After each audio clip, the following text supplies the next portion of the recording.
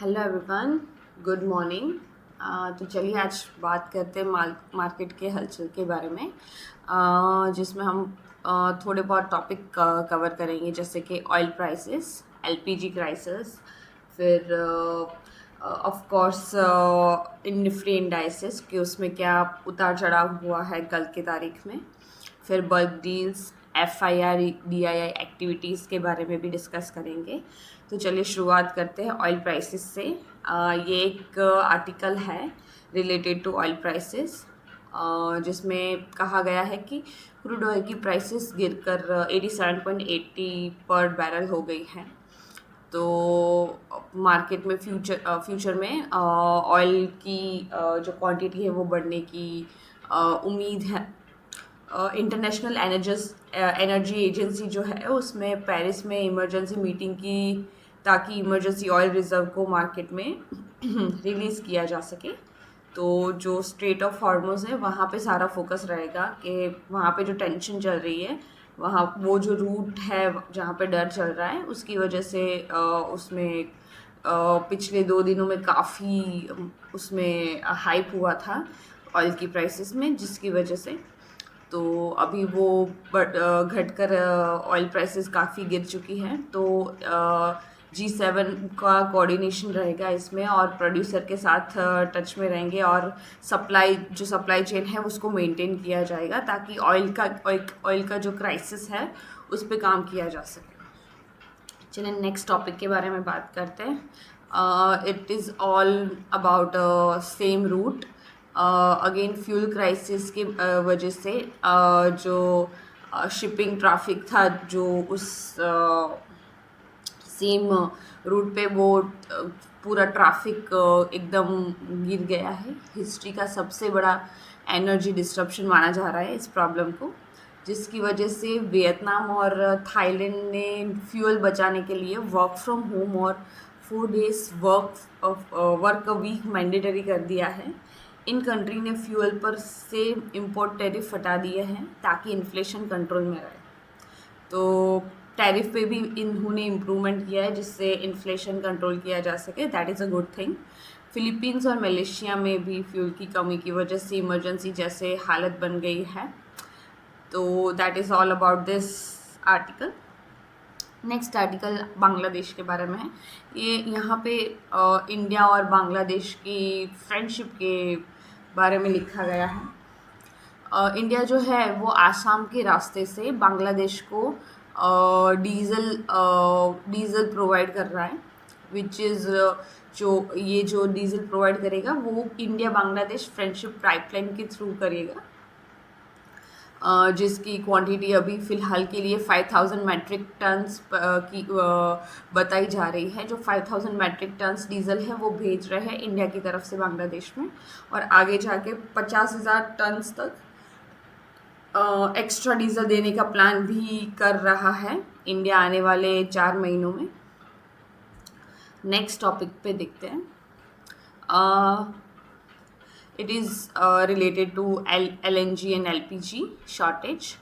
तो जैसे कि सबको पता है कि due to the war LPG और LNG में भी उसका असर देखने को मिला है ड्यू टू वॉर। तो काफ़ी सारी रेस्टोरेंट हैं मुंबई में, बेंगलुरु में, हैदराबाद में, उन्होंने कमर्शियली LPG की काफ़ी शॉर्टेज देखी, उनमें काफ़ी शॉर्टेज देखी जा रही है रेस्टोरेंट्स में भी। और गवर्नमेंट ने रिफाइनरी को एसेंशियल कमोडिटी एक्ट के तहत LPG प्रोडक्शन मैक्सिमाइज करने को कहा है टू मैनेज दिस क्राइसिस। फ़िलहाल प्रायोरिटी दी जा रही है होम्स और हॉस्पिटल और स्कूल्स को रादर टू रेस्टोरेंट्स। सो उसके लिए उस पर थोड़ा ध्यान दे रहे हैं गवर्नमेंट, और जो प्राइवेट LPG प्रोड्यूस करने वाली जो कंपनीज है वो भी इस पे प्रोडक्शन मैक्सिमाइज करने की कोशिश कर रही है। 24/7 उन्होंने प्रोडक्शन बढ़ा दिया है।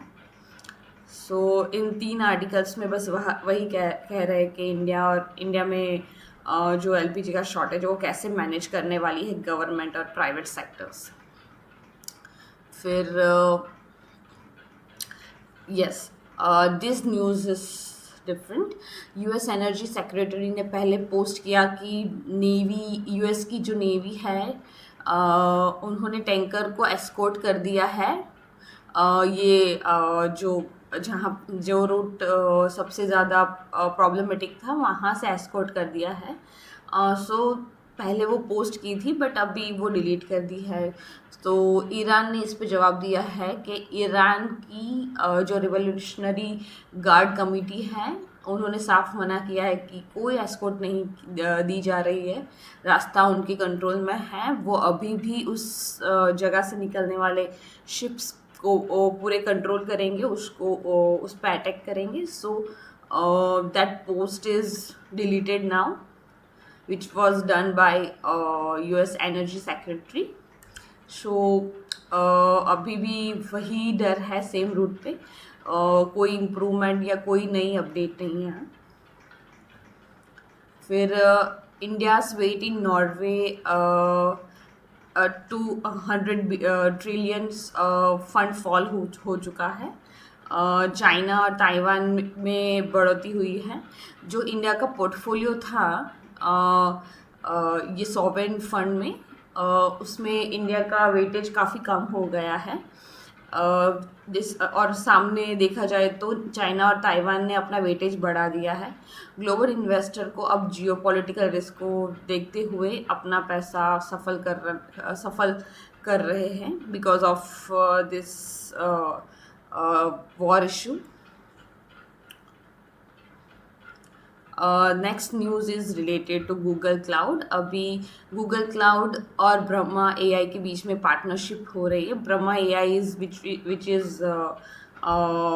Is from India. तो इन दोनों के बीच में एक स्ट्रैटेजिक पार्टनरशिप होने वाली है जिसमें डिजिटल ह्यूमन बनाए जा सकते हैं। इनका काम होगा एक हाई मूवी क्वालिटी वाले इंटरेक्टिव 80 मैन्स बनाने का, जैसे कि एआई अवतार को बनाने का। तो ये लोग उस पे काम करने वाले, जिसकी वजह से दोनों के बीच में एक पार्टनरशिप की गई है। इसमें गूगल का क्लाउड इंफ्रास्ट्रक्चर और ब्रह्मा एआई का कंटेंट प्लेटफॉर्म यूज़ करने वाले हैं।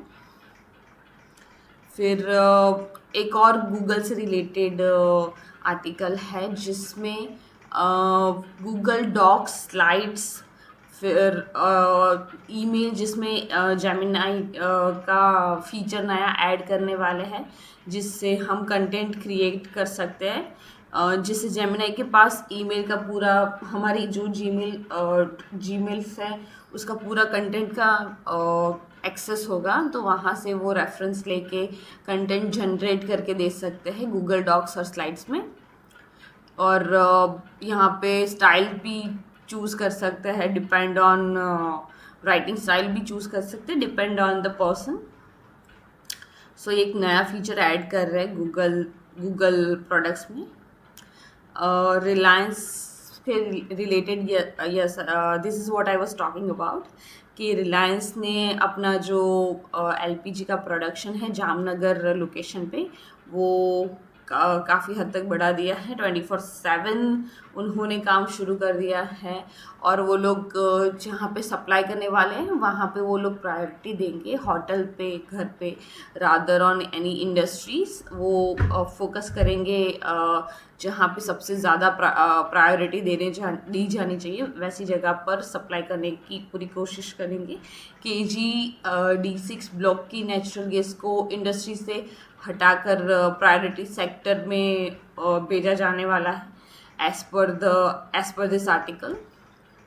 तो रिलायंस ने गवर्नमेंट की गाइडलाइन को फॉलो किया है यहाँ पे। And next news is related to Ola, Uber and other ride apps has to be register mandatory कर दिया है गवर्नमेंट ने, यूपी गवर्नमेंट ने, जहाँ पे अभी सेफ्टी रूल्स बनाए हैं कि ड्राइवर को पुलिस वेरिफिकेशन और गाड़ियों का फिटनेस टेस्ट कंपलसरी होगा, जो पहले यूपी में कंपलसरी नहीं था बट अभी वो कंपलसरी किया गया है। फिर कंपनीज़ को बड़ी जो कंपनीज होगी ये ट्रैवल कंपनीज, उसको 5 लाख तक की लाइसेंस फ़ी देनी होगी, जो 5 साल के लिए वैलिड होगी। गवर्नमेंट ऐप्स बनाई जाएगी जहाँ पे पूरा डिजिटल डेटा जनरेट करेंगे, जहाँ पे पैसेंजर ड्राइवर की डिटेल्स वेरीफाई कर सकते हैं। सो या this is all related to oil, LPG prices and all the news which is moving around. So next बात करते हैं क्रूड के बारे में। जैसे कि मैंने बताया कि क्रूड की प्राइस काफ़ी हद तक कम हो चुके हैं, पहले काफ़ी $120 तक जाके आई हैं हाईएस्ट। तो ब्रेंट क्रूड की ऑयल कम हो गई है। गोल्ड की प्राइस अब में भी थोड़ी कटौती हुई है ड्यूरिंग लास्ट 2 days। सिल्वर में भी थोड़ा बहुत उसमें भी कटौती हुई है। So this is about a metal and commodity. अगर इंडियन की इंडाइसिस देखें तो सारी इंडाइसिस प्लस में थी, मोस्टली सारी प्लस में थी, एक आईटी को छोड़ के। IT is not doing good because of AI revolution. जो एंथ्रोपिक ने थोड़े दिन फेब्रुआरी में जो एंथ्रोपिक ने जो अपना नए टूल्स रिलीज़ किए थे, उसकी वजह से आईटी में काफ़ी डिस्ट्रप्शन है। वो थोड़े टाइम तक आईटी में ऐसा ही चलेगा, ऐसा लग रहा है। और उसके अलावा सारे इंडाइसेस रिकवर कर रहे हैं only because of this crude oil prices. सभी सेक्टर्स में काफ़ी अच्छी चीज़ चल रही है, रादर एनी फियर। तो Nifty metal, auto, pharma, Nifty bank, infra, realty, PSU bank सभी कल प्लस पॉजिटिव में क्लोज हुए थे। Next is related to FII DII activity. So जो फॉरेन इंस्टीट्यूशनल इन्वेस्टर होते हैं, उन्होंने कल अगेन थोड़ा सेलिंग ज़्यादा की थी कंपेयर टू बाइंग, और DII इसने अगेन बाइंग की है। सो ओवरऑल देखें तो काफ़ी ज़्यादा दिनों से, पूरे फेब्रुआरी मंथ्स में अगर हम लोगों ने चेक किया हो, अगर आपने नोटिस किया हो तो फेब्रुआरी मंथ में पूरा FII ने सेलिंग की है और DII ने ज़्यादातर बाइंग की है। So this is data related to yesterday trading session, जहाँ पे 4.5 CR तक FII ने सेलिंग की है और DII ने 6.3 CR तक बाइंग की है। So this is related to FII DII activity. चलिए अब बात करते हैं बल्क डील्स के बारे में। ओके, तो ये डेटा है related to bulk deals which happened on NSE and BSE। तो ये अल्फ़ाबेटिक वाइज कंपनी के नेम्स हैं वहाँ जहाँ पे डील्स हुई है, बल्क डील्स। तो काफ़ी सारी कंपनी है इसमें, अराउंड 67। मैं कुछ कंपनीज़ के नाम ले लेती हूँ। सभी कंपनीज़ के बारे में हम डिटेल्स में नहीं देखेंगे, बट कंपनीज़ के नाम लेने में इतना टाइम नहीं जाएगा, तो थोड़ी बहुत कंपनीज़, इंपॉर्टेंट जो कंपनीज़ हैं उसके नाम मैं ले लेती हूँ। Apollo pipes limited, Arvind smart space, DDIL, foods and inns limited, D development engineering limited, Hilton metal foreign, happiest mind techno limited, Jindal drilling and Indus, Karnavati, mid ASTP, फिर one life advisor limited, VLE government and IT solution limited, Tejas network limited. ये कुछ companies हैं जिनके नाम मैंने लिए हैं। वो BSE और NSE पे रजिस्टर्ड है in a bulk deal section. So that is all about today's update. Please आप मुझे कमेंट सेक्शन में ज़रूर बताइएगा कि आपको ये वीडियो कैसा लगा, कहाँ पे क्या डिटेल्स और ऐड की जा सकती है जिससे आपको मार्केट की हलचल के बारे में पता चले। इसके अलावा और कुछ भी फीडबैक या कुछ भी हो तो कमेंट सेक्शन में ज़रूर मेंशन करिएगा। अगर आपको ये वीडियो अच्छा लगा हो तो लाइक करिएगा। तब तक के लिए चलिए, नमस्ते, थैंक यू।